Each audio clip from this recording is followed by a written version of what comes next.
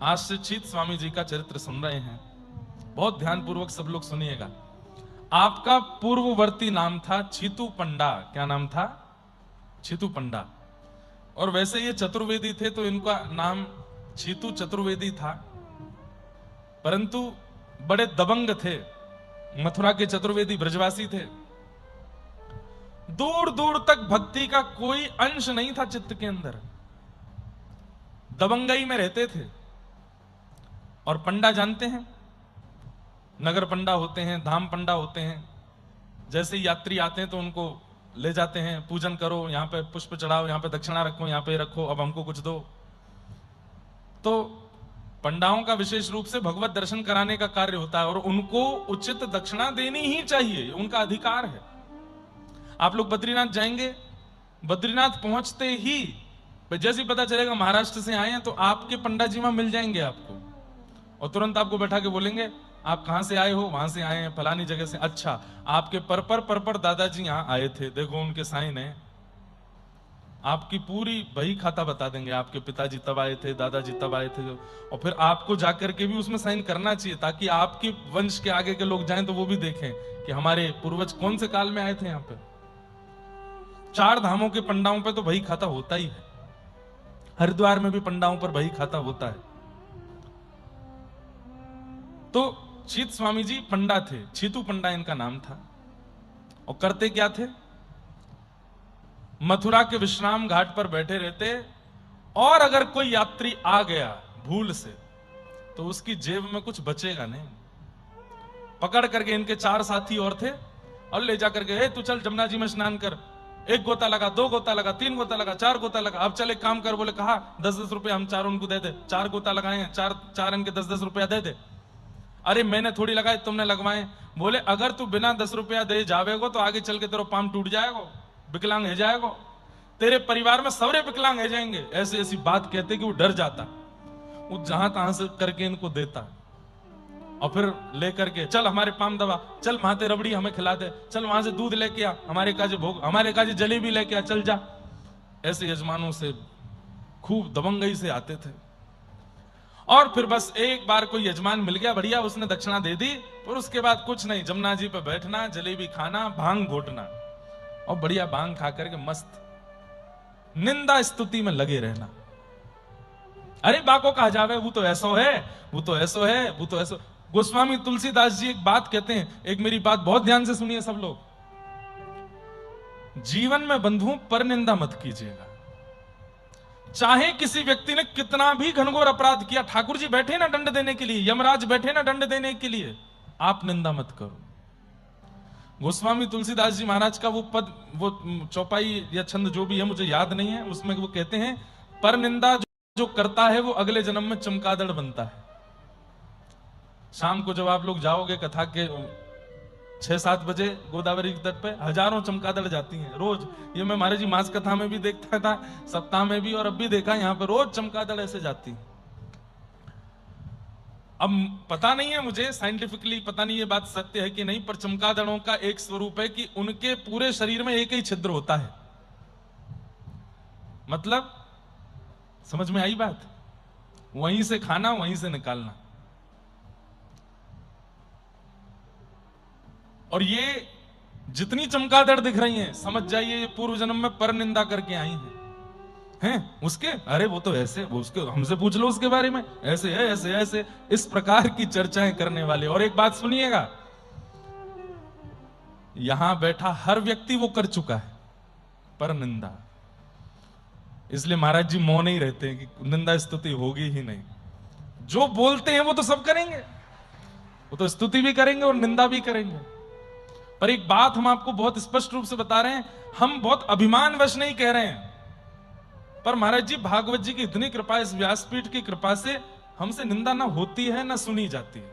हमसे अगर कोई आगे कुछ कहता भी है ना, आपको पता है वो उन व्यास जी का ऐसा ऐसा कुछ सुनने में हमसे मत कहो भैया।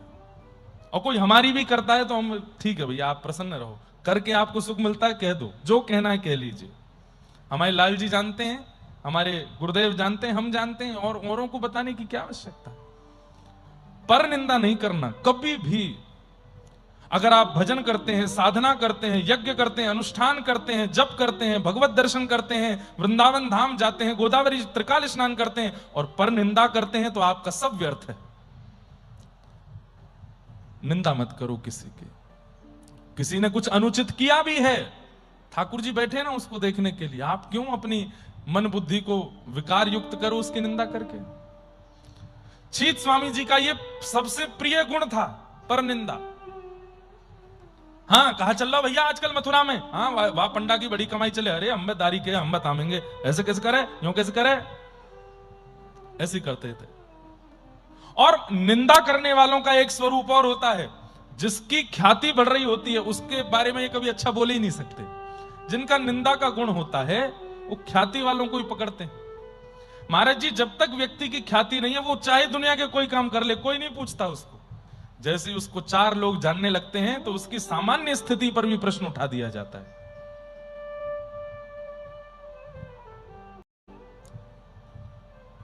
उस समय पूरे व्रजमंडल में ख्याति फैल रही थी गोसाई श्री विठलनाथ जी की, श्रीमद वल्लभाचार्य जी के सुपुत्र, जो कि पंढरीनाथ की कृपा से ही प्रकट हुए, इसीलिए नाम उनका विठल रखा।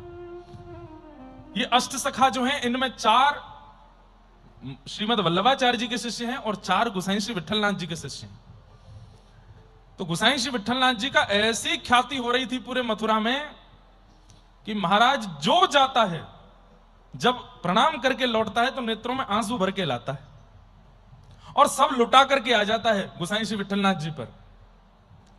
यह ख्याति चलते चलते चलते आज चीतू पंडा बैठे थे विश्राम घाट पर और अपने सखाओं से बोले, हाँ भाई क्या चल रहा है आजकल।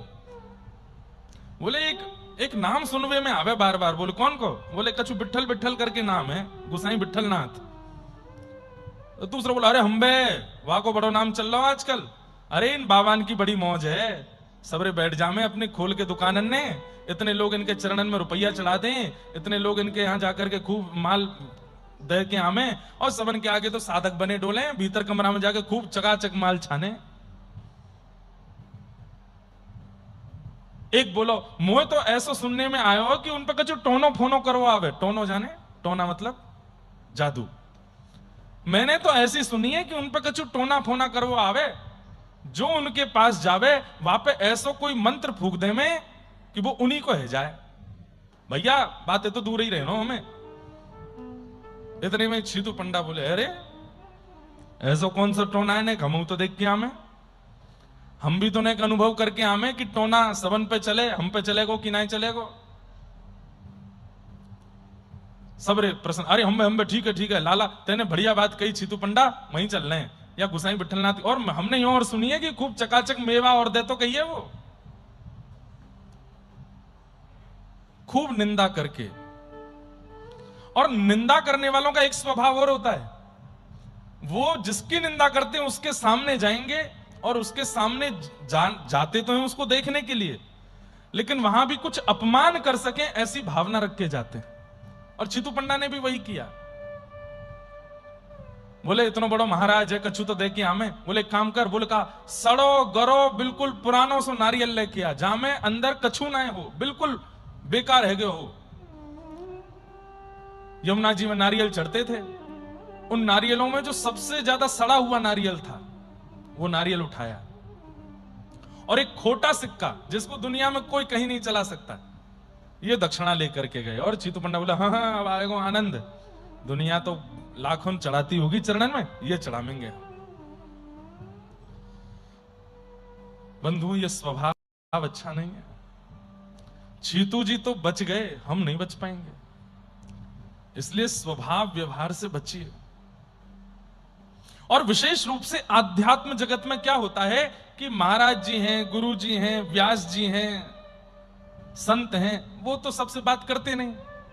कई बार परिकर के लोग, कई बार उनके संग रहने वाले लोग, कई बार उनके समीप जाने वाले लोग, कई बार उनके शिष्य ही दुनिया के सामने ऐसे प्रवर्तक बन जाते हैं, इनके बारे में तो हमसे पूछ लो, हम सब जानते हैं, ये ऐसे हैं वैसे हैं, ऐसी ऐसी बातें। अच्छा नहीं, उन्हें पता भी नहीं होता है और उनके बारे में सब बोल रहे होते हैं। चीत स्वामी पहुंचे गोकुल, हंसी मजाक टहली करते हुए जितने लोग वहां दर्शन करने गए उनका भी मजाक उड़ा रहे हैं। और जैसे ही पहुंचे हैं, आपने जाकर के वहां लोग काफी बैठे थे, अरे हम ब्रजवासी हैं, मथुरा ते आए हैं, चतुर्वेदी हैं, चौबे हैं, कह दो बाबा ते मिले को हम ते। ब्रजवासियों का ये स्वभाव होता है आज भी, वो ब्रजवासी हैं इसलिए उनको पहले मिलो।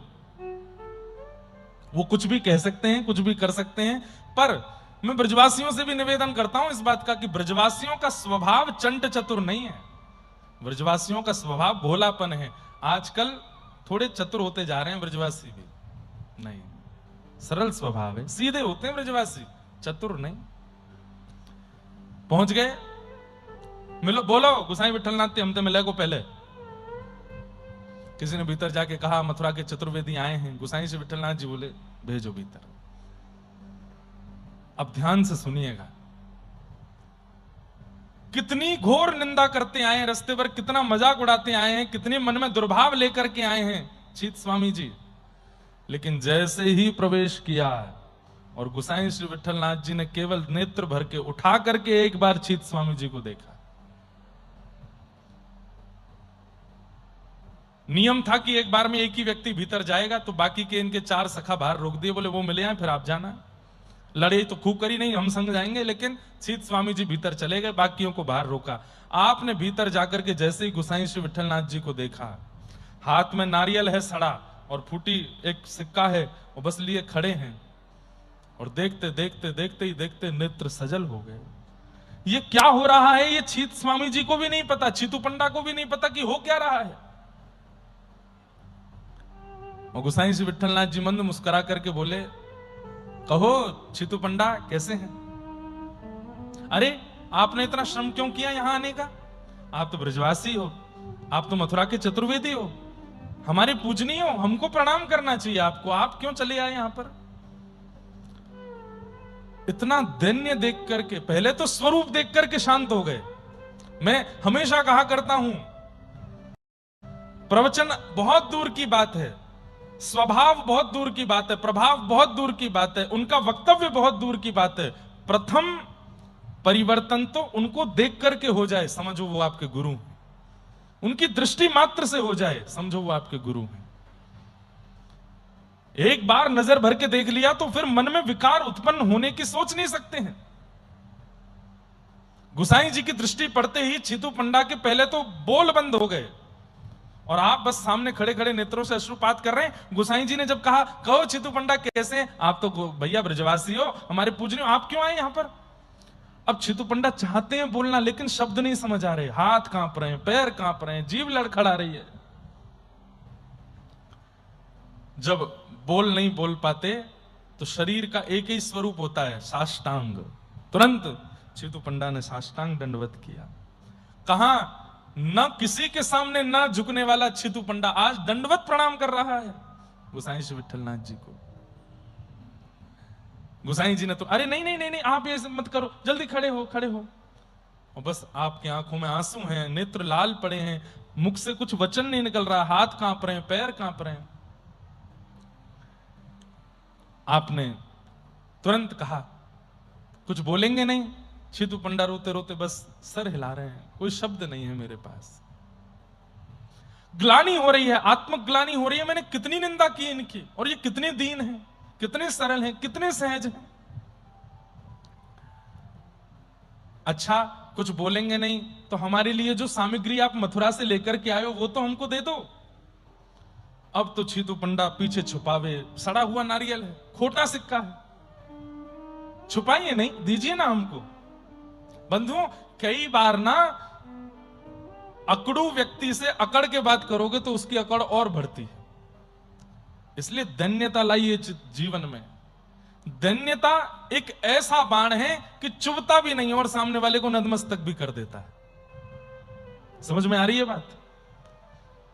धन्यता एक ऐसा बाण है जो आपके मुख रूपी धनुष से निकलता है और सामने वाले को चुभता भी नहीं है और उसकी अकड़ का नाश भी कर देता है। श्री कृष्ण अधिकतर इसी बाण को चलाते हैं, धन्य, सरल, सहज। लाइए ना, आप सामग्री लेके आए थे हमारे लिए, वो दीजिए ना। अब तो आप छुपाने लगे और रोवे सो रोवे। तब आपने हाथ आगे करके वो लिया, नारियल लिया, सड़ा हुआ नारियल, खोटा सिक्का लिया। आपने वो नारियल जाकर के तुरंत श्री नवनीत प्रियालाल जी के सन्मुख रख दिया। शिष्यों से कहा तुलसी पधराओ, भोग लगाओ। शीत स्वामी जी मना कर रहे हैं, अरे वो सड़ा हुआ गला हुआ नारियल है, उसको भोग मत लगाओ। लेकिन जैसे ही फोड़ करके खोला, अद्भुत बिल्कुल श्वेत, अंदर मलाई से युक्त वो नारियल, अद्भुत नारियल। खोटा सिक्का जो था ठाकुर जी के चरणों में चढ़ाया, स्वर्ण का हो गया। ये देखते हुए शीत स्वामी जी ने अपने आंखों के आगे देखा और कितना टूटते भीतर से। अब तो टूट टाट करके मतलब बिल्कुल ये समझिए कि अब छीतू पंडा बचा ही नहीं है, खत्म हो गया। मन बुद्धि विकार में जितने दोष थे सब नष्ट हो गए। तब बस हाथ जोड़ करके आप गोसाई श्री विठलनाथ जी को देख रहे हैं और बस रोते जा रहे हैं। गोसाई जी बोले कुछ कहिए ना। अच्छा एक बात, अष्ट सखाओं में सबके अंदर कवित्व और गायन का जन्म से ही गुण था, छीतू पंडा में नहीं था। छीतू पंडा ना तो गाते थे और ना लिखते थे, कवि भी नहीं थे, गायक भी नहीं थे। लेकिन गोसाई श्री विठलनाथ जी देख करके मुस्कुरा रहे हैं और ये छीतू पंडा भी नहीं जानते कि उनके मुख से ये शब्द कैसे निकले। और तब उन्होंने अपने जीवन का सबसे पहला पद गाया, छोटो बड़ो कछु नहीं जानो, छोटो बड़ो कछु नहीं जानो, छाए रहो अज्ञान, छाए रहो। शीत स्वामी गिरधर देखत अपनायो, शीत स्वामी देखत अपनायो, श्री विठ्ठल कृपा निधान, विठ्ठल कृपा निधान। भई अब गिरधर सो पहचान, भई अब गिरधर सो। आपने जैसे ही ये पद गाया स्वयं आश्चर्यचकित हो गए, ये शब्द कहां से प्रस्फुटित हुए हैं। तब अंत में आप समझ गए कि ये सब इनकी कृपा है, ये मेरा बल नहीं है, ये मेरा वश नहीं है, ये मेरी योग्यता नहीं है, ये जो मैं कर रहा हूं ये सब इनकी कृपा है। और आपके द्वारा दिए गए जो सड़ा हुआ नारियल और खोटा सिक्का था, ठाकुर जी के सन्मुख चढ़ा चढ़ा पवित्र हो गया। आपने गोसाई श्री विठलनाथ जी से कहा मैं तो बड़ा आधम हूं, मैं तो ऐसी वस्तु लाया था, ये नात ऐसी कैसी हो गई। तब गोसाई जी ने आपको प्रथम उपदेश दिया। कितना सुंदर बात कह रहे हैं। गोसाई जी बोले शीत स्वामी, हर व्यक्ति खोटा है और हर व्यक्ति सड़ा है। कब तक? जब तक वो ठाकुर जी के चरण में नहीं पहुंचा है। कोई भी वस्तु, कोई भी व्यंजन ठाकुर जी के योग्य नहीं है। जब वो गुरु के सन्मुख जाता है तब गुरु उसको योग्य बना के ठाकुर जी के चरणों में पहुंचाते हैं। तुम अगर सोच रहे हो कि ये वस्तु योग्य नहीं थी, तो संसार में ठाकुर जी की योग्य वस्तु है कौन सी? कोई भी नहीं। कोई पवित्र नहीं है, कोई अच्छी नहीं है, कोई शुद्ध नहीं है, कोई ऐसी नहीं है जो खोटी ना हो, सब ऐसे ही हैं। परंतु जब गुरु आश्रय होता है तब सब उसको योग्य बना देते। शीत स्वामी बोले वो तो खोटा सिक्का अलग बात है, सबसे बड़ा खोटा तो मैं था। आज मुझे पहली बार अपने जीवन का अस्तित्व समझ में आ रहा है, मतलब समझ में आ रहा है नाथ। बस अब आपको छोड़ अब कहीं और जाना नहीं है मुझे। रख लीजिए। हो चरणात पत्र को छैया। एक और पद गा दिया, कृपा सिंधु श्री वल्लभ नंदन, बायो जात राखो गए भैया। मैं बाहर जा रहा हूं, मेरा हाथ पकड़ लीजिए नाथ। नव नख चंद्र सरद राकाशि, त्रिभुत ताप मेटत छिन महिया। शीत स्वामी गिरधरन श्री विठ्ठल, सुजन बखान सकत श्रुति नैया। हो चरणात पत्र को छैया। सदा के लिए आप कृपा करके अब मुझे अपने चरणों में ही स्थान दे दीजिए। आपने अभी तक इनको दीक्षा प्रदान नहीं की। एक दिन पूरा गोकुल में रहे, वो 4 सखा बाहर खड़े हैं। कहा भाई भैया हमारे छीतू पंडा को अभी तक लेकर के नहीं आए हो। दूसरा बोलो कहीं जादू तो ना कर दियो, वही टोना वारो बैठो भीतर, वहां पे जादू ना डाल दियो हो। आप चारों बड़े व्याकुल हो गए। तभी आपने अब कुतूहल मचा, तो एक खिड़की से जाकर के भीतर देखा तो छीतू पंडा तो हाथ जोड़ करके बैठे, आंखों से आंसू बहा रहे। गोसाई श्री विठलनाथ जी उनको सहला रहे हैं। ओहो ये चारों तो सिर्फ अरे है गयो बंडाधार है गयो भैया, ये तो छलवे के काज है। भीतर देख का है रो, खिड़की से झांक के देखा तो छीटू पंडा तो रो रहे हैं, भाव विहल होकर चरण पकड़ रहे हैं। अरे जी हमारो ही छीतू है, ये आज तक अपने मैया बाप के चरणन में तो झुको नहीं है, दूसरे के चरण में कैसे झुक रो है? ये हमारो छीतू पंडा या को का है गयो? अरे भैया रोगी बना दियो, वैद्य के पास ले जाना पड़ेगा, हमारे छीतू पंडा को का है गयो? संध्या का समय हो गया, छीतू पंडा जब बाहर आए, मैंने कहा ना कि व्यक्ति जब वैष्णव बनता है ना, उसकी रूप स्वरूप अलग हो जाता है। जब तक आप भक्त आवरण में नहीं आते, नेत्रों में चतुरता दिखती है, चाल में अहंकार दिखता है, बोली में मद दिखता है। लेकिन जैसे ही आप भक्त बनते हैं, भक्तापन्न होते हैं, आपकी चाल दीन हो जाती है, आपके नेत्र अत्यंत कोमल हो जाते हैं, आपकी बोली अत्यंत मधुर हो जाती है, सब में दीनता आ जाती है। दैन्यता प्रमाण है कि आप शरणागत हो चुके हो, और दैन्य नहीं आया है। आजकल लोग भक्ति भी केवल फेमस होने के लिए करते हैं, क्योंकि ट्रेंडिंग चल रही है। हम कह तो देते हैं तस्मात् केनाप पिपाई न मनः कृष्णे निमेषयित, किसी भी उपाय से सही भगवान के चरणों में आ तो रहे, पर भाई वही बात हो गई ना कि पवित्र नदी के पास जाकर के भी जल नहीं पी रहे हैं, तो कितने बड़े दुर्भाग्यशाली हैं। भक्ति करके भी, भगवत धाम जाकर के भी भक्तापन्न नहीं हो पा रहे, तो दुर्भाग्य नहीं है तो क्या है? केवल पॉपुलैरिटी, फेमस होने के लिए थोड़ी करना है।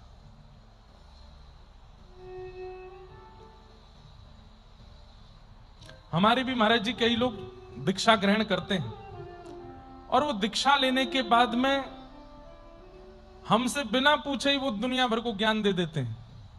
हमारे यहाँ ऐसे, हमारे गुरुदेव ऐसे, हमारे गुरुदेव ये कहते हैं। गुरुदेव, अरे तुम हमसे मिले तो नहीं दीक्षा लेने के बाद एक बार भी। इसीलिए हमने गुरु शिष्य मिलन का एक सत्र रखा कि मिल तो लो हमसे, आके बैठो तो सही एक बार हमारे सामने, बात तो करो, पहले मन का भाव तो जान लीजिए। उससे पहले ही पहले बस केवल प्रचार में लगे हैं, गलत बात है।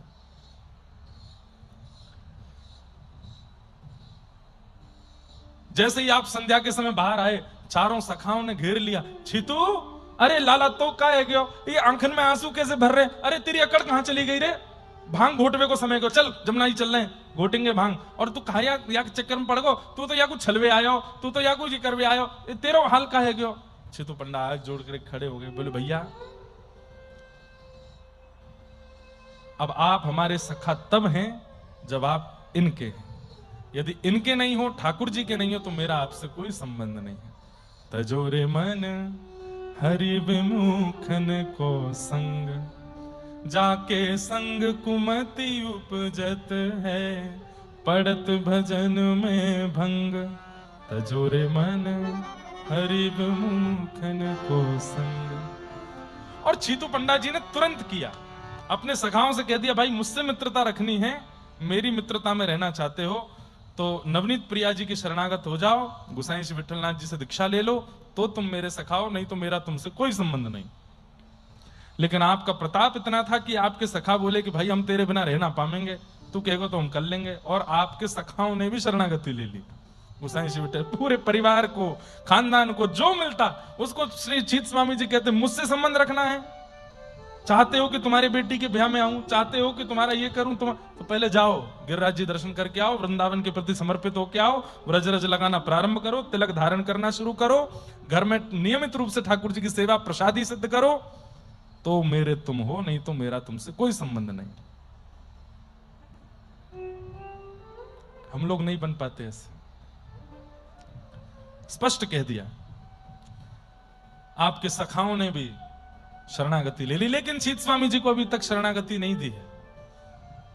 अभी दिशा दे दी है, दीक्षा देनी बाकी है। रात्रि में गोसाई श्री विठलनाथ जी ने मतलब अभी और चाह रहे हैं कि और ज्यादा डूब जाए छीत स्वामी। तब कहा अभी तुमने नवनीत प्रियालाल जी के दर्शन किए हैं जो लड्डू गोपाल हैं, अब जाओ। बोले कहां? सुबह गोवर्धन जाना और वहां श्रीनाथ जी के दर्शन करना। बंधुओं, सौभाग्य है, वृंदावन के सबसे पहले ठाकुर हैं श्रीनाथ जी। राधा वल्लभ लाल, राधा रमण लाल, श्री गोविंद देव जी, सारे ठाकुर प्रकट हुए, लेकिन सबसे पहले वृंदावन में यदि व्रज भूमि में प्रकट होने वाले ठाकुर हैं तो वो श्रीनाथ जी हैं। अच्छा, एक बात और स्पष्ट कर दूं, जो सप्तनिधि हैं उनमें श्री राधा गोविंद देव, राधा मदन मोहन और श्री राधा गोपीनाथ, ये तीन वैसे तो वज्रनाभ भगवान के परपौत्र ने आकर के स्थापित किए थे वृंदावन में, लेकिन फिर ये भूमिगत हो गए, भूमि में विराजमान हो गए।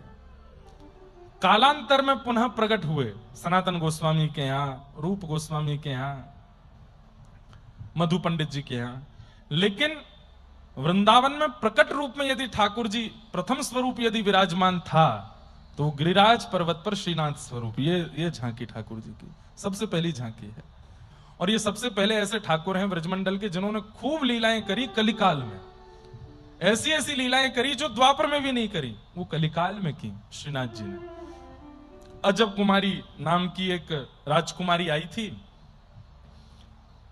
उसने आकर के ठाकुर जी से कहा कि नाथ, मेरे पिता मुझे बार बार गोवर्धन नहीं भेजते और मैं आपके बिना रह नहीं सकती, कृपा करके आप मेरे साथ राजस्थान चलो।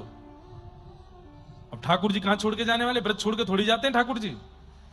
तो अजब कुमारी को 4-5 दिन की अनुमति मिली थी मंदिर जाने की, पिता की तरफ से सैनिकों को भेजा था कि 5 दिन बाद ले आना इसको वापस। तो अजब कुमारी ने कहा क्या करूं, तो गोसाई जी से पूछा, तब तत्कालीन जो वहां के सेवक थे ठाकुर जी के, उनसे पूछा मैं क्या सेवा कर सकती हूँ मंदिर में। तो उन्होंने कहा मंदिर में तो सब सेवक हैं, हमको आवश्यकता नहीं, तुमको तुम्हारी बहुत ही इच्छा है तो दर्शनार्थियों के बीच में तुम अपना पासा लगा करके ठाकुर जी के संग पासा खेला करो। बंधुओं, एक मन की बात बोल रहा हूं, कहीं ऐसे वो नहीं है कि करना ही है आपको, लेकिन कभी कभी ठाकुर जी के सामने इंडोर गेम्स खेला करो। जैसे शतरंज ठाकुर जी को बहुत अच्छी लगती है, खोल लो ठाकुर जी के आगे, काली वाली ठाकुर जी की है, सफेद वाली हमारी है, एक चाल अपनी चलो और फिर एक चाल ठाकुर जी की चलो, एक चाल अपनी चलो, एक चाल। धीरे धीरे क्या होगा, जब ठाकुर जी की आप चाल चलोगे तो आपकी बुद्धि में वही चाल आवेगी जो ठाकुर जी चलना चाह रहे हैं, और एक दिन देखना चेकमेट कर देंगे ठाकुर जी, आपको हार जाओगे। आता हो खेलना तो महाराज जी तो चेकमेट करने के बाद में पुरुषण पे बैठा देते हैं, 16 महीना के लिए बैठ जाओ। हमारे एक पंडित जी हारे बैठे हैं महाराज जी से, और एक नहीं 2 बार हारे थे महाराज जी, कम से कम 2 पुरुषण तो इनके होंगे। हैं क्या कह रहे हैं, गेम नहीं हुआ अभी, एक शर्त पे होगा, महाराज जी इशारा कर रहे हैं, आज से ही पुरुषण में बैठना पड़ेगा। पुरुषण के मारे घबरा गए। लेकिन कभी कभी ठाकुर जी से क्रीड़ा खेल खेलो, सांप सीढ़ी खेलो ठाकुर जी के साथ। एक बार अपनी चाल चलो, अपनी गोटी चल दो, फिर ठाकुर जी अब आपकी चल रहे हैं, और करके जैसे चलोगे तो वही आएगा जो ठाकुर जी चाह रहे होंगे। देखना आपसे पहले सीढ़ी चढ़ के पार कर जाएंगे।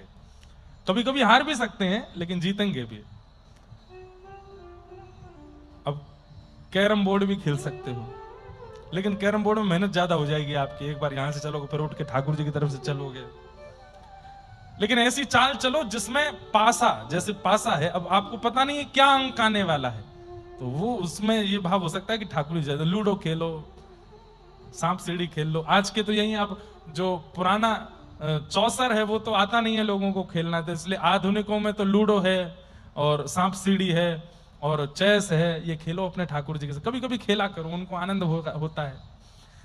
क्या पता खेलते खेलते आपके महीनों निकल जाए, एक दिन ठाकुर जी आपको इतना बढ़िया सखा बना लेंगे अपना कि जैसे अब गा करके तो हम कर नहीं पा रहे सेवा, श्रृंगार से तो हो नहीं पा रही सेवा, कुछ प्रसाद भी इतना बढ़िया नहीं बना पा रहे, खेल के ही ठाकुर जी के हो जाओ, कर सकते हो।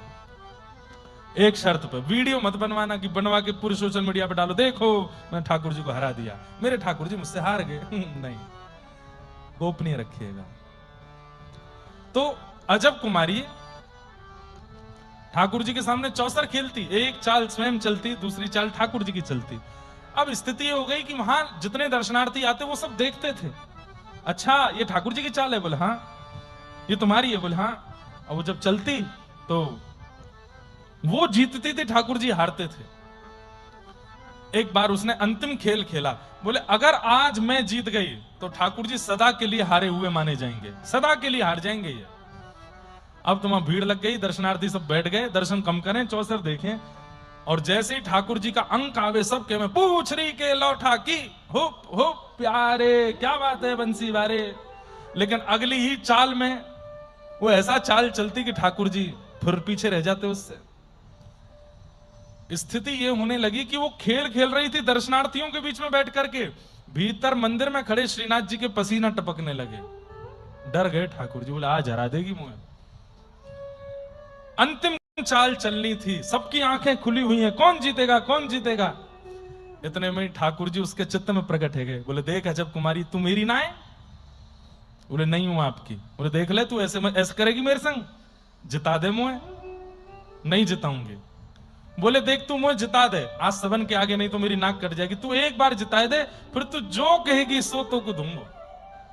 अजब कुमारी बोली वचन दो, जो मांगूंगी सो दोगे। बोले जो कहेगी सो दूंगा। बोले पहले चाल चल के आपको जिता दूं फिर मांगूंगी। बोले हाँ पहले जिता दे। और जैसे ही उसने चाल चली, ठाकुर जी जीत गए, अजब कुमारी हार गई। सब नाचने लगे, लेकिन अजब कुमारी एक टक ठाकुर जी को देख रही है, दो दतुइयां दिख रही हैं श्रीनाथ जी के। तब ठाकुर जी पुनः चित्त में आए, हाँ अब मांग ले, कहा चाहिए? बोले आपने कहा था जो मांगूंगे सो दोगे। बोले हाँ चलो उदयपुर, वहीं विराजू। इतने कहा मांगो। अजब कुमारी बोली अब बात से पीछे मत हटो, आपने कहा था जो मांगूंगी सो दोगे। मैं नहीं रह सकती आपके बिना, आपके दर्शन के बगैर मेरा चित्त नहीं रखता।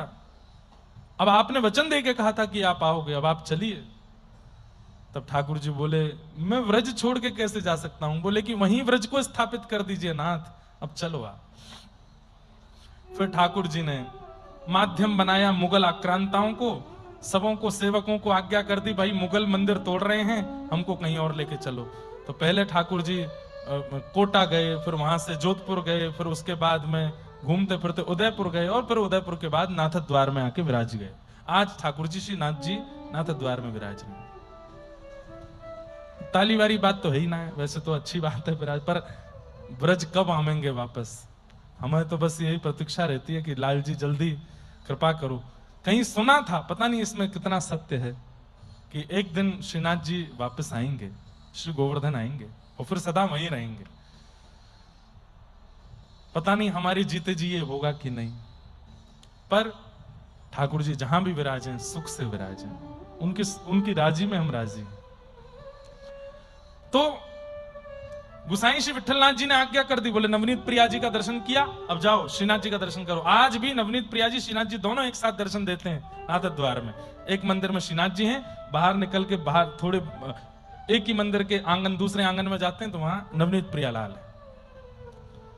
मेरा बहुत मन लगता है वहां पर, इतना आनंद आता है दर्शन करने। सुबह से शाम तक हम दर्शन ही करते रहते हैं। मंगला से शुरू होते हैं, 8 बार दर्शन होते हैं, 8वां बार जाता हूं मैं और दर्शन करके आता हूं। श्रीनाथ जी बहुत सुख देते हैं। वहीं से पधारे गिरधर लाल। और ये भी एक कथा तो वैसे सुनी है सबने लगभग। पहली बार जब मैं गया था तब मेरे यही भाव कहा था कि नाथ हम ब्रजवासियों को छोड़ के इतनी दूर क्यों आके बैठ गए, आप कृपा करो ना, चलो मेरे साथ। और गोवर्धन वासी सांवरे तुम बिन रहो ना जाए, ये पद गा के सुनाया। और बस उसके थोड़ी देर बाद ही श्री गिरधर लाल जी गोद में आ गए, और तब से आज तक संग ही हैं। तो हम तो मानते हैं कि श्रीनाथ जी से हमने कहा चलो हमारे साथ, तो आ गए, आज भी विराजते हैं। हम रामानुजी वैष्णव हैं, रामानुजी परंपरा में हमारी दीक्षा हुई, लेकिन सेवा पुष्टि मार्गीय ठाकुर जी की प्राप्त हुई। कई लोग इसमें बात बोलते भी हैं, तो मैं कहता हूं कि भाई ठाकुर जी संप्रदाय में मत बांधो। ठाकुर जी हैं पुष्टि मार्ग के भाव से सेवा होती है ठाकुर जी की। इसका मतलब ये थोड़ी कि रामानुजी नहीं कर सकते सेवा, सब करेंगे। रामानुजियों के नारायण है तो नारायण की सेवा पुष्टि मार्गीय कर सकते हैं, पुष्टि मार्गियों के। और रही बात हम ब्रजवासी, ये स्वरूप जो है और ये स्वरूप जो है और ये स्वरूप जो है, इस पे तो हमारा जन्मसिद्ध अधिकार है, ये तो हमारे ही हैं। जैसे महाराष्ट्र के लोगों का इन पे अधिकार है, ये आपके हैं। शंख चक्र गदा पद्मधारी चतुर्भुज द्वारिकाधीश पर गुजरात के लोगों का अधिकार है। शेष नाग पर पौड़े हुए ठाकुर जी का दक्षिण के लोगों का अधिकार है। महाप्रभु जगन्नाथ पर उड़ीसा के, कलकत्ता के, बंगाल के लोगों का अधिकार है। पर ये और ये तो हम ब्रजवासियों के हैं, इन पे तो हमारा जन्मसिद्ध अधिकार है। ये संप्रदायों में कैसे बट सकते हैं? संप्रदाय से ये तो हमारे हैं। भेजा आपको, जाओ दर्शन करके आओ। और श्री छीत स्वामी जी गए और जाकर के आपने श्री गिरधर लाल जी, श्रीनाथ जी का दर्शन किया।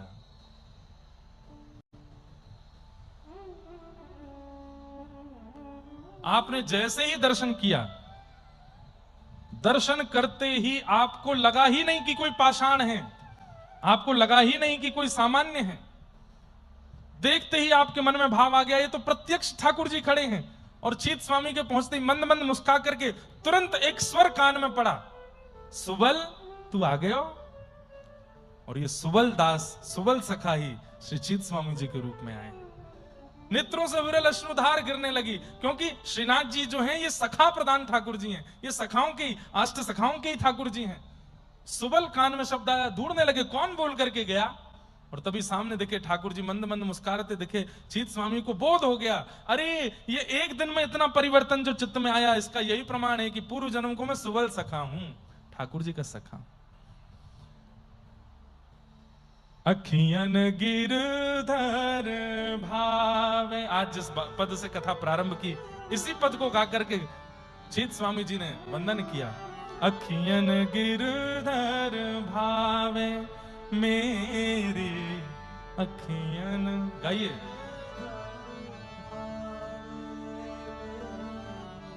छीत स्वामी कटि क्षुद्र घंटिका, छीत स्वामी नूपुर पद ही सुनावे,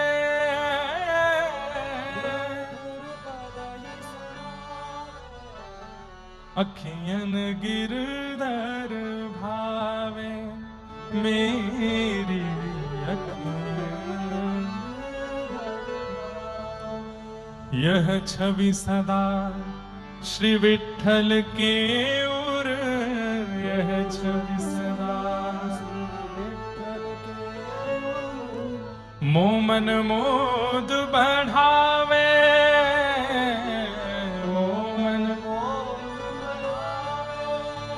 कहाँ कहूँ तो सो सुन सजनी,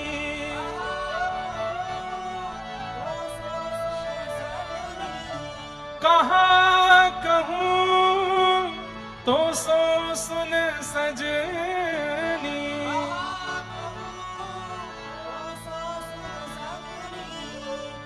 उतही को उठ धावे,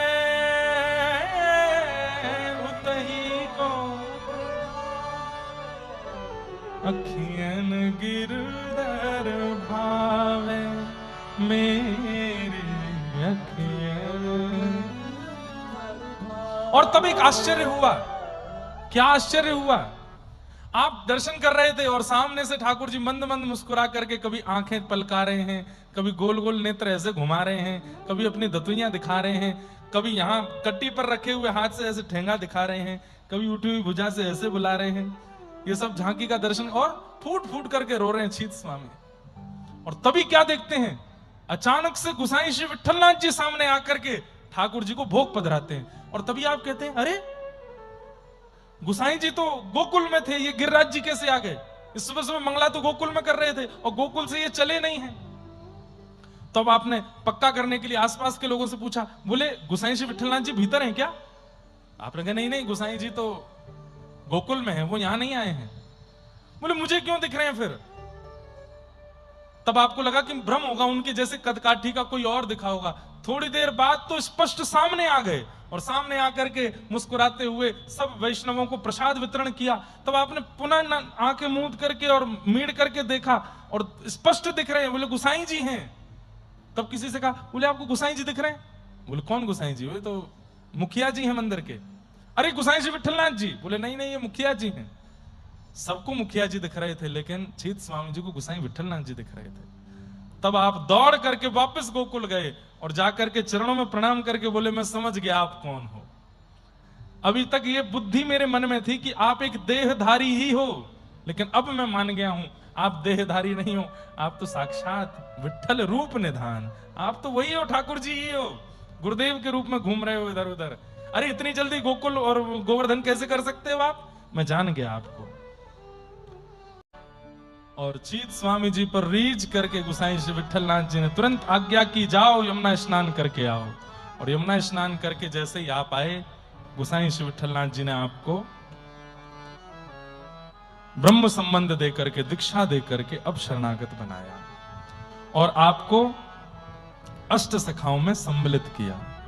इस प्रकार चीत स्वामी जी अष्ट सखाओं में सम्मिलित हो गए और अब आप केवल ठाकुर जी के यश का गान करते हैं। बंधुओं, चीत स्वामी जी के बहुत कम पद हैं। सबसे कम पद अष्ट सखाओं में चीत स्वामी जी के हैं। क्यों? क्योंकि ये इतने भाव में रहते थे, 2-2, 3-3 दिन तक मूर्छा ही नहीं जाती थी इनकी। आप गोवर्धन गए और श्रीनाथ जी के चरणों में प्रणाम करके आपने पहली बार एक विनती की। क्या? कि नाथ, अब कृपा करके मुझे अपना दर्शन करा दीजिए, मुझे अनुभव करना है, जैसे सूरदास जी को होता है, जैसे नंददास जी को होता है, जैसे गोविंद दास को होता है। मैं सुनता हूं तो मेरे मन में ईर्ष्या नहीं होती, अच्छा लगता है कि आप उनको अनुभव कराते हैं, पर मेरी भी इच्छा होती है कि आप मुझे भी अनुग्रहित कीजिए। आप नित्य यही भाव रखते थे, ठाकुर जी से जा जा करके प्रार्थना करते थे कि नाथ कृपा करके अब मुझे दर्शन कराओ। तब एक दिन आप गिरिराज जी की परिक्रमा कर रहे थे और तभी संध्या की बेला हुई, शाम का समय हुआ और तभी आपको क्या दिखता है? असंख्य गायों का समूह सामने से आ रहा है और उन गायों के मध्य से जैसे ही प्रथम गाय हटती है, तभी क्या देखते हैं? ऐसे अपनी भुजा पर यहां पर एक लकड़ी का टेक लगाया हुआ है, दोनों पैर त्रिभंगी जैसे ठाकुर जी खड़े हैं और दूसरी भुजा जो है वो सुबल सखा के कंधे पर रखी है और हाथ में एक कर से वेणु लेकर के ठाकुर जी मधुर बजा रहे हैं।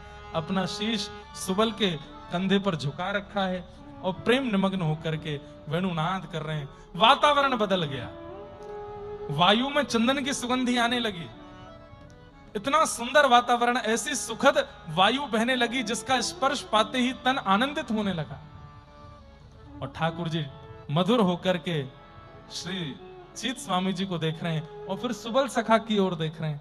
इस प्रकार ठाकुर जी ये दर्शन चीत स्वामी जी को कराया। तब आपने पद गाया जो हम कल गा रहे थे, आगे गाय 5 गाय, इत गाय उत गाय, गोविंद को गायन में बस वो ही भावे, गायन सो ब्रज छायो वैकुंठ बिसरायो, गायन के हेत गिरी कर ले उठायो। मैं एक बात कथा में कह चुका हूं, ठाकुर जी का यदि अनुभव होगा या तो ब्रह्म बेला में होगा या संध्या गौचारण वेला में होगा, इन 2 बेलाओं में ठाकुर जी का अनुभव हो सकता है।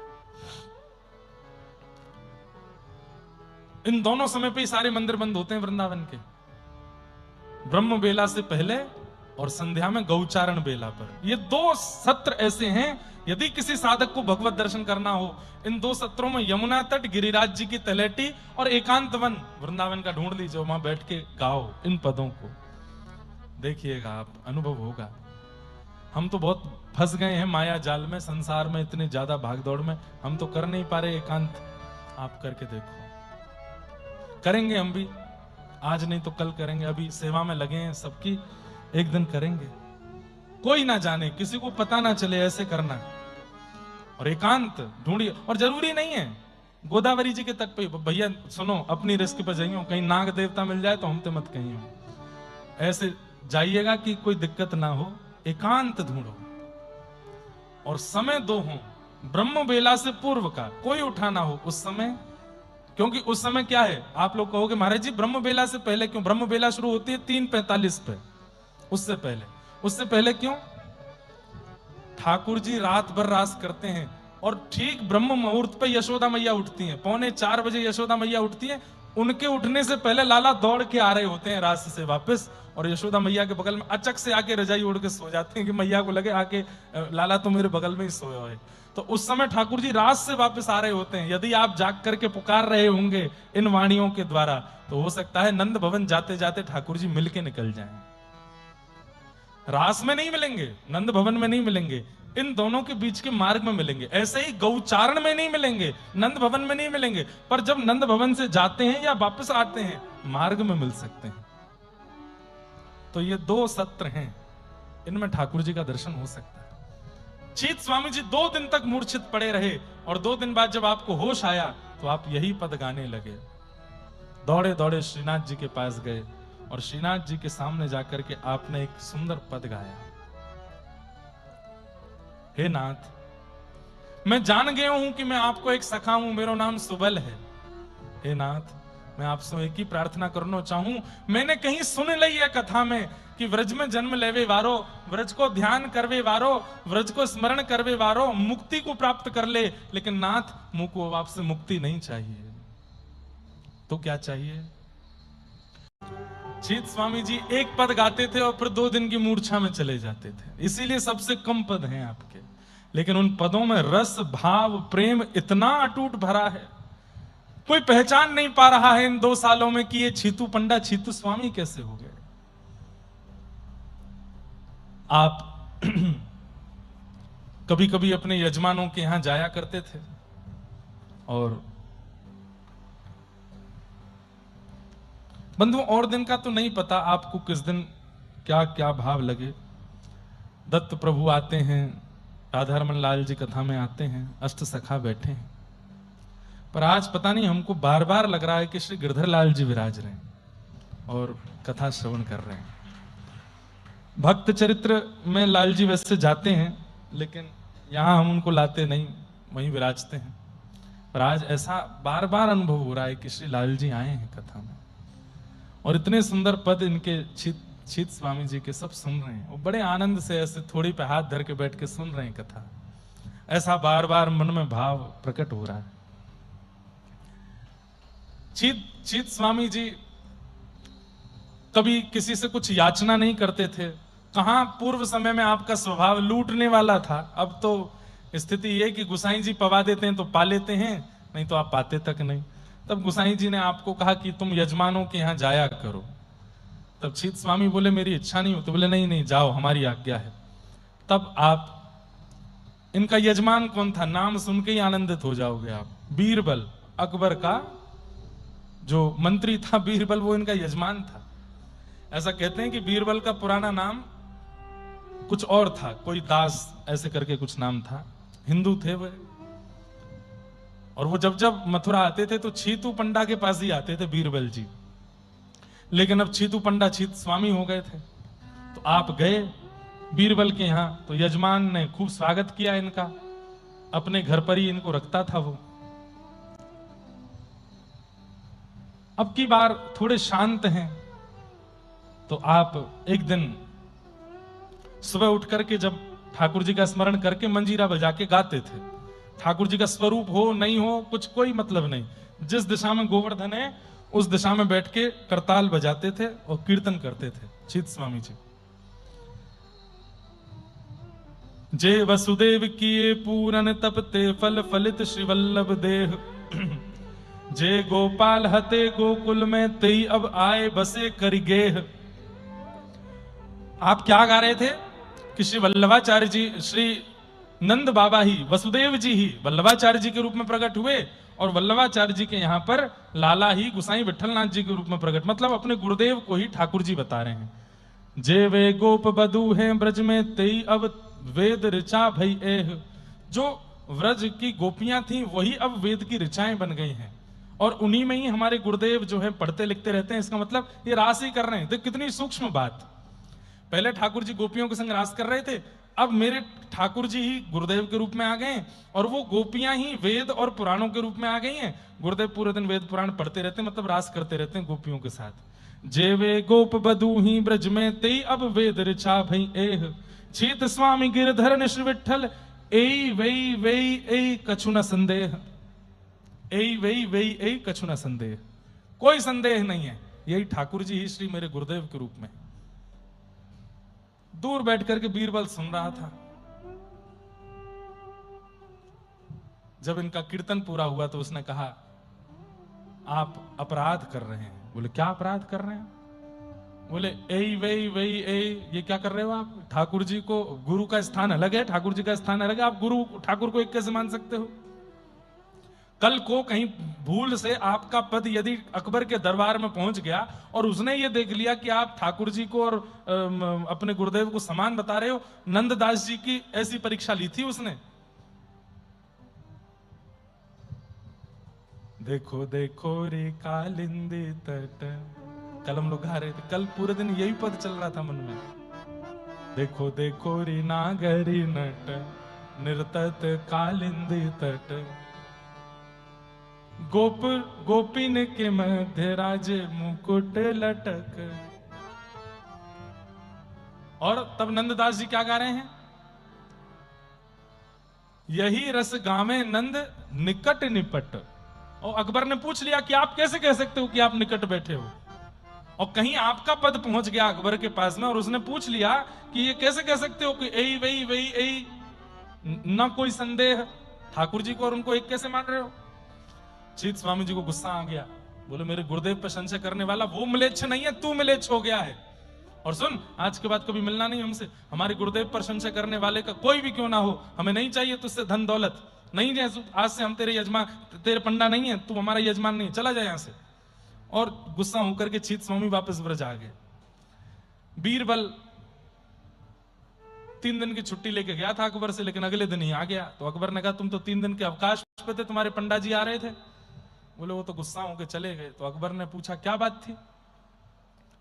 बीरबल बोला छोड़िए रहने दी। बोले नहीं नहीं बताओ। तो उन्होंने पूरी बात बताई। बोले सुबह सुबह गा रहे थे और उसमें कह रहे थे कि नंद जी के लाला ही मेरे गुरुदेव के रूप में आए हैं और श्री वसुदेव जी ही वल्लभाचार्य जी हैं और उनके पुत्र विठलनाथ जी श्री कृष्ण ही हैं। मैंने कहा ऐसे कैसे हो सकते हैं? गुरुदेव अपनी जगह हैं, ठाकुर जी अपनी जगह हैं। अब आप सोच के आश्चर्यचकित होंगे कि बीरबल का समाधान अकबर कर रहा है। बोले सुनो, मुझे चीत स्वामी की बात में संशय नहीं लगता। आप कैसे कह रहे हैं? बोले एक बार की बात है, मैं दिल्ली से आगरा गया था नाव से, जमुना जी से। तभी गोकुल का घाट जब पड़ा तो दिल्ली से जब आप आगरा जाएंगे अगर नाव से जाएंगे तो आपको पहले वृंदावन पड़ेगा, फिर मथुरा पड़ेगा, फिर गोकुल पड़ेगा, फिर महावन पड़ेगा, फिर उसके बाद जाके आगरा आता है। तो बोले जैसे ही हम लोग गोकुल से निकले तो बड़ी भीड़ लगी थी घाट पर। जैसे ही हमने देखा तो पता चला गोसाई श्री विठलनाथ जी बैठे हैं। अकबर जो था वो संतों के यहां जाता रहता था। अकबर के नमाज खाने में जहां वो नमाज करता था अपनी, वहां 5 संतों के चित्र लगवाए थे उसने। एक उसमें स्वामी श्री हरदास जी महाराज, एक उसमें भक्तिमती मीराबाई, और भी 3 चित्र और थे। उन चित्रों को देख करके वो नमाज करता था वो मुसलमान, लेकिन उसके अंदर थोड़ी बहुत भक्ति थी। तो गोसाई श्री विठलनाथ जी को देख करके उसने नाव रोकी और गए। गोसाई श्री विठलनाथ जी ने जैसे देखा कि भाई बादशाह अकबर आए हैं, आइए आइए आइए विराजी। तो अकबर ने एक बहुत सुंदर मणि उनके चरणों में अर्पित कर दी। अकबर ये बात बीरबल को बता रहा है। बोले मैं गोसाई विठलनाथ जी से मिला, मैंने एक मणि उनके चरणों में रखी जिसकी रकम आज की डेट में, मतलब उस समय अकबर कह रहा है आज की तारीख में 10 लाख होगी। उस समय पर आज रकम गिनी नहीं जा सकती कितनी होगी। जहां 1 पैसा 2 पैसा में घर चल जाते थे 3-3 दिन तक, उस जमाने में वो मणि 10 लाख की थी। वो मणि चढ़ाई थी कहां? गोसाई जी विठलनाथ जी के चरणों में। तो बोले बीरबल, गोसाई जी ने मणि देखी और हंसे, हंस करके मेरी ओर देख करके बोले अब ये मेरी है ना? तो मैंने कहा जी भगवान आपकी है। एक बार और बोले अब ये मेरी है ना? मैंने कहा हाँ प्रभु आपकी है, आपके चरणों में अर्पित की आपकी है। तीसरी बार फिर बोले अंतिम बार पूछ रहा हूं अब ये मेरी है ना? अकबर बोला हाँ जी हाँ जी हाँ जी आपकी है। तुरंत गोसाई जी ने उस मणि को जमुना जी में फेंक दिया, और जैसी मणि फेंकी तो अकबर का मुंह लाल पड़ गया। ये क्या किया आपने? बोले तेने 3 बार कहा था मेरी है, अब मेरी को मैं पहनूं फेंकूं धरूं उससे तेरे को क्या? बोले मैं बौखला गया और मैंने अपने सैनिकों को चलो चलो चलो यहां से चलो, ये तो कहां हम तो बावड़े के पास आ गए हम लोग, 10 लाख की मणि फेंक दी। बोले गोसाई श्री विठलनाथ जी बोले रुको रुको रुको, ऐसे उदास होके नहीं जाओ, इधर आओ। और क्या करें? बोले नीचे जाओ जमुना जी में, और जमुना जी में ऐसे अंजलि फैला करके जल भरो। अंजलि फैला करके जल, बोले फैलाया था तब जल था, जब बाहर निकाला तो वैसी असंख्य मणियां मेरे हाथ में आ गई। आपने कहा जो तेरी है वो ले जा, याद रखियो अपनी वाली लेके जाइयो, जो तेरी है वही लेके जाइयो। अकबर बोले कि मैं समझ गया कि भाई ये सामान्य नहीं है। तब मैं उनको प्रणाम किया। तो तुम्हारे चीतू पंडा जो कह के गए मुझे उसमें कोई संशय लगता नहीं है। हो सकता है कि विठलनाथ जी ठाकुर जी ही हों और उन्हीं के रूप में प्रकट हुए। तब बीरबल दौड़ करके गया गोवर्धन और जाकर के चीतू पंडा के चरणों में गिर गया। बोले महाराज मुझे क्षमा कर दो। बोले कोई बात नहीं, कर दिया क्षमा, जाओ। इस प्रकार आपकी लीला हुई। अब ठाकुर जी का दर्शन तो आपको हो चुका था, लेकिन अब आपको इच्छा थी श्री किशोरी जी के दर्शन की। तो आप ठाकुर जी से नित्य प्रार्थना करते थे कि आप तो मुझे दिख गए, अब एक बार कृपा कर दीजिए ना, किशोरी जी का दर्शन करा दीजिए। तभी गौचारण करते हुए ठाकुर जी आ रहे हैं और चितू पंडा देख रहे हैं। ठाकुर जी से नित्य प्रार्थना करते थे कि आप मुझे किशोरी जी का दर्शन कराओ, और ठाकुर जी ने अनुग्रह करके कृपा करके एक दिन किशोरी जी से प्रार्थना की और श्री चीत स्वामी जी को किशोरी जी का दर्शन हुआ।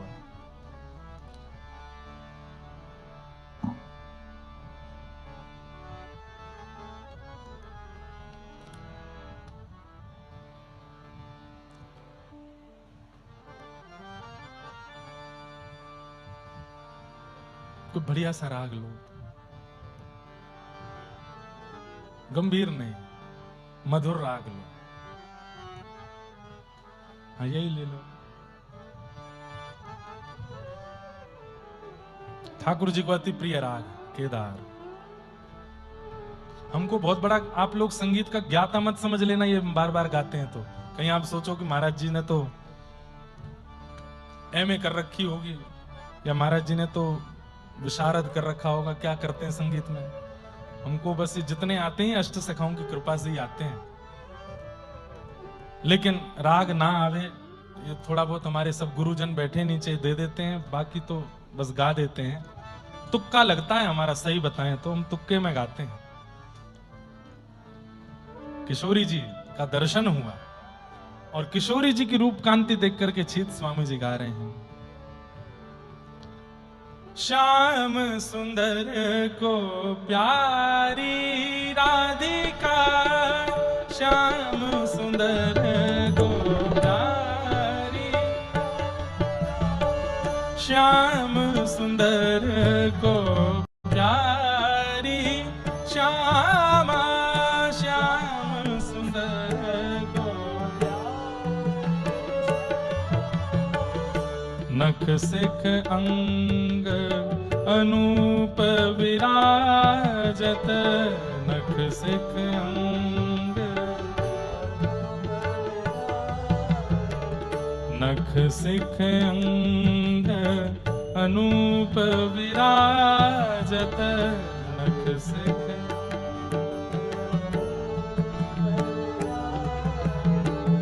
कोटि चंद द्रुति नारी श्यामा, कोटि चंद द्रुति नारी। चीत स्वामी जी कह रहे हैं नख सिख अंग अनूप विराजत, नख से सिख तक सब अनूप है। किस अंग का वर्णन करूं मैं? ऐसा लग रहा है मानो करोड़ों चंद्रमाओं का सार मेरे सामने प्रकट हो गया हो।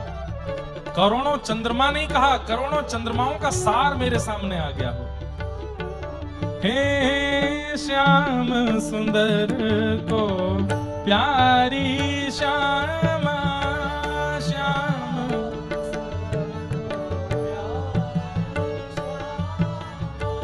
श्याम सुंदर को प्यारी।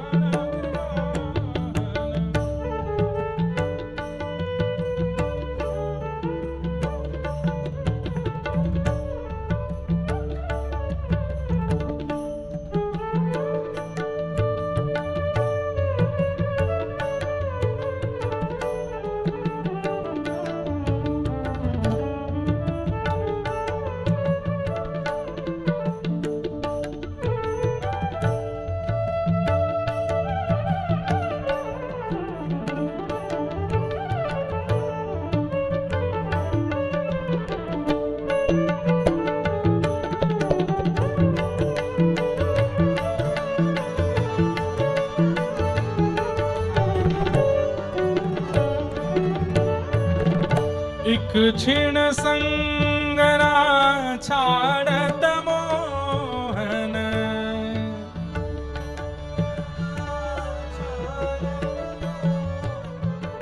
एक क्षण संगना छाड़त मोहन,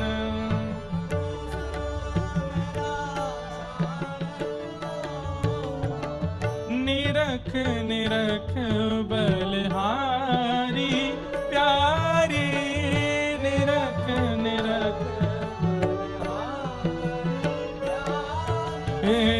चीत स्वामी गिरिधर बस जाके, चीत स्वामी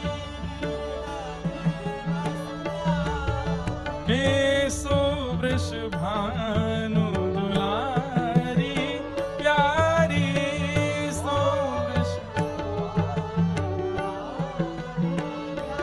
हे चीत स्वामी गिरिधर बस जाके, चीत स्वामी, चीत स्वामी गिरधर बस जाके, सो वृषभानु दुलारी प्यारी, सो वृषभानु दुलारी प्यारी, हे श्याम सुंदर को प्यारी श्यामा,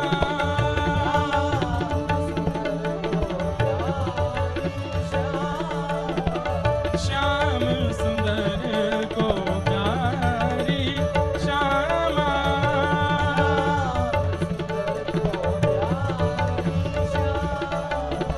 श्याम सुंदर को प्यारी श्यामा।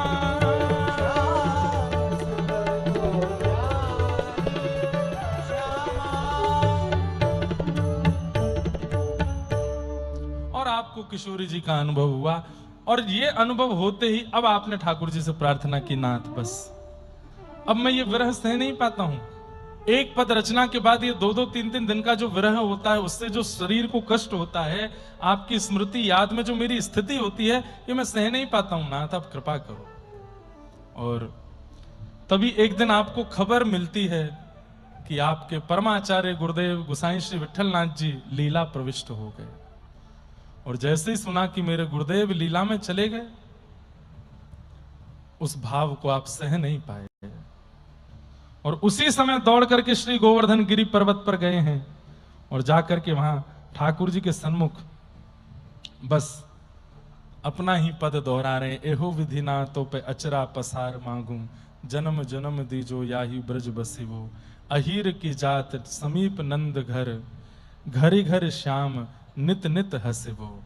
और बस इसी पद को गाते गाते गाते गाते श्री गिरिराज जी को नेत्रों में विराजमान करके, रज को अपने अंग से लिपटा करके श्री चीत स्वामी जी व्रज रज में विलीन हो गए। बोलो भक्तवत्सल भगवान की जय। ऐसे श्री चीत स्वामी जी को हम बार-बार प्रणाम करते हैं, जिनके मधुर भाव ठाकुर जी को बहुत प्रिय लगते हैं। ऐसे मधुर मधुर भाव और आपकी कथा, बहुत कुछ, एक शिष्य का शिष्यत्व कैसा होना चाहिए, ये चीत स्वामी जी से सीखना चाहिए। बंधुओं, आप जिन्हें गुरु मानते हैं, वो गुरु भी किसी के शिष्य हैं, तो वह भी अपने शिष्यत्व का निर्वहन करते हैं, और वो जिनको गुरु मानते हैं, वो भी किसी के शिष्य हैं। शिष्यत्व के निर्वहन से ही वो गुरु बने। इसलिए गुरु के प्रति भावना कैसी, विचार कैसा, व्यवहार कैसा, और किन किन बातों की सावधानी व्यक्ति को जीवन में रखनी चाहिए, चीत स्वामी जी से हम सीखते हैं। ऐसे श्री चीत स्वामी जी को बार बार प्रणाम करते हुए और इनके चरित्र को मंगल में विश्राम देते हैं।